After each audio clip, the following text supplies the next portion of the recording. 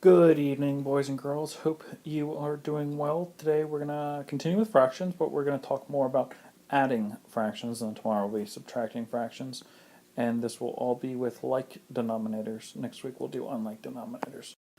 So, as you know, this weekend I was out Mount Vernon, George Washington's home, and this was a picture I took. And if you see right here, there's a nice candle. And if you see, there's actually a whole circle around right outside the estate. And when I went in to the estate for the tour, they had 3/7 of the candles lit, and then I noticed when I came out they had lit an additional 2/7 of the candles. And so I'm wondering, in total, how many were lit? So adding fractions when they have like denominators, and what I mean by that is you see the 7 and the 7, they're both sevenths.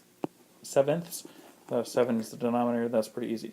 No matter what, you are always going to just drag across the 7 or the denominator, unless they're unlike denominators, but we'll talk about that next week.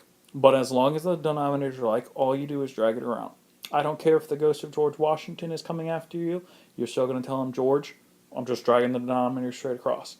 And then the numerators, the 3 and the 2, all you're going to do is add those up. So 3 plus 2 is 5. And it's just that easy.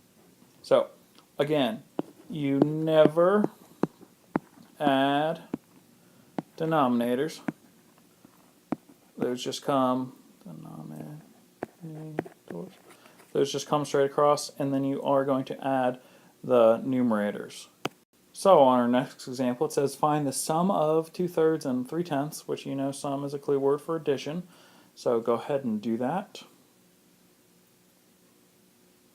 Alright, so hopefully you set it up 2/10 plus 3/10.